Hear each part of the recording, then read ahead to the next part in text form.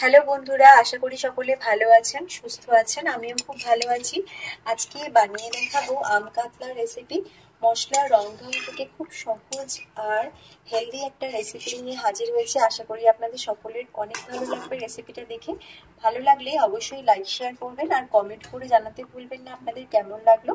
এখন বানিয়ে দেখাচ্ছি আম কাতলার রেসিপি। আজকে বানিয়ে দেখাবো আম কাতলা। তার জন্য আমি এখানে নিয়ে নিয়েছি কাতলা মাছ। 5 টুকরো কাতলা মাছ নিয়েছি, ভালো করে ধুয়ে পরিষ্কার করে রেখেছি। 2টো আলু নিয়েছি, লম্বা লম্বা করে টুকরো করে নিয়েছি। আর একটা ছোট আম নিয়েছি, আমের টুকরো করে নিয়েছি। আর এখানে 4টে কাঁচা লঙ্কা নিয়েছি। রান্না করার জন্য সর্ষের তেল নিয়েছি 2 টেবিল চামচ।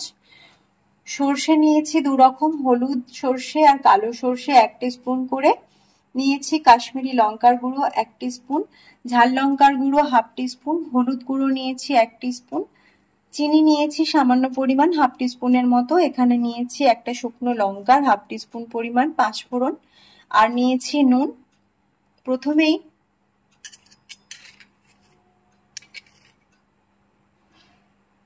মাছের মধ্যে নুন আর হলুদ মাখিয়ে নেব।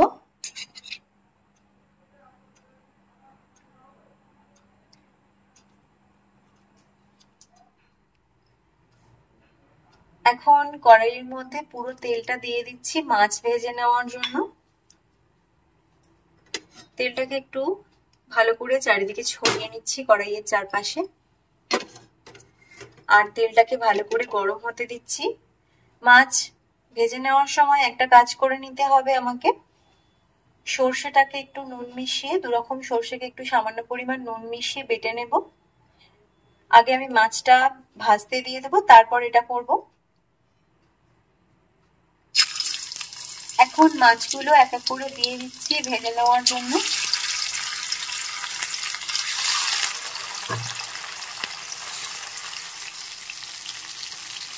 এখন মাছগুলো ভেজে নিয়েছি, এটা সেটা করে খুব ভালো করে মাছগুলোকে ভেজে নিয়েছি।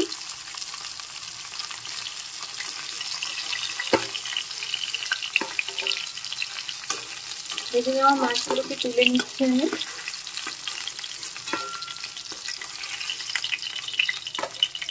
এই তেলেই রান্নাটা করে নেব।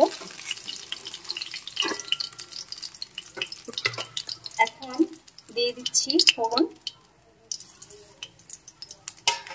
ফোড়নটাকে একটু ভালো করে নেড়ে চেড়ে ভেজে নিচ্ছি।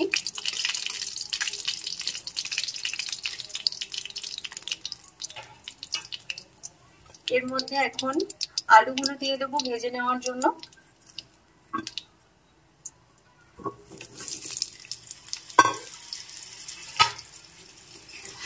আলুগুলো নেড়ে চেড়ে একটু ভেজে নিচ্ছি। আলুগুলো ভালো করে ভেজে নিয়েছি। এবার আমি এর মধ্যে দিয়ে দিচ্ছি লঙ্কা গুঁড়ো। কাশ্মীরি লঙ্কার গুঁড়ো দিলাম, ঝাল লঙ্কার গুঁড়ো দিলাম, হলুদ গুঁড়ো দিচ্ছি। একটু নেড়ে চেড়ে মিশিয়ে নিচ্ছি। গরমের সময় রেসিপিটা খেতে খুব ভালো লাগে।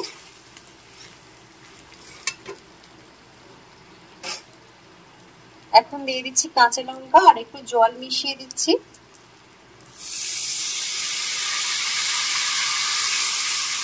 একটু নেড়ে চেড়ে নিচ্ছি আমি। লঙ্কা গুঁড়ো আর হলুদ গুঁড়ো দিয়ে একটু নেড়ে চেড়ে মিশিয়ে নেওয়ার পর এবার আমি এর মধ্যে দিয়ে দিচ্ছি চিনি। একটু নুন মিশিয়ে নেব।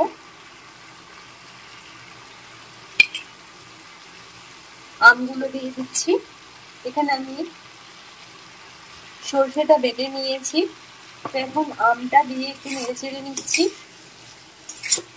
আলু সিদ্ধ করার জন্য এখানে জল দিতে হবে, একটু জল দিয়ে ফুটিয়ে নিতে হবে। তার আগে আমি সর্ষে বাটা দিয়ে মিশিয়ে নেব। সর্ষে বাটাটা দিয়ে অতিরিক্ত নাড়াচাড়া করবো না, জাস্ট একটু মিশিয়ে নেব আমি। এখন দিয়ে দিয়েছি এটা, আর এই বাটিতেই একটু জল নিয়ে নেব। সর্ষে বাটাটা শুধু নেড়ে চেড়ে মিশিয়ে নিলাম, কষাবো না এটা। এখন জল দিয়ে দিচ্ছি।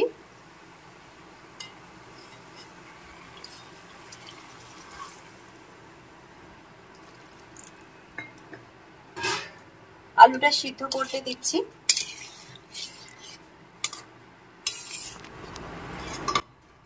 এখন ঢাকনা দিয়ে ঢেকে আলুটাকে সিদ্ধ করে নিয়েছি।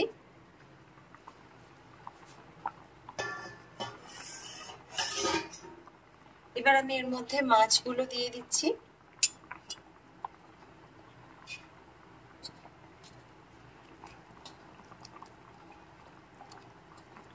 গরম গরম ভাতের সাথে খেতে দারুণ লাগবে। গরমের জন্য একদম হালকা পাতলা রেসিপি, আর খেতেও এটা খুব ভালো লাগবে। গরমের সময় আম দিয়ে মাছের এই তরকারিটা গরম ভাতের সাথে বেশ দারুণ লাগে। এখন মাছটাকে দিয়ে একটু ফুটিয়ে নিচ্ছি আমি। 1 মিনিট মতো ফুটিয়ে নিয়েছি মাছটা দেওয়ার পর। একদম রেডি হয়ে গেছে আম কাতলার রেসিপি। আপনারাও ট্রাই করতে পারেন, খুব সহজ আর ছোট্ট একটা রেসিপি, আর গরমের জন্য একদম পারফেক্ট একটা হেলদি রেসিপি। আপনারাও ট্রাই করতে পারেন।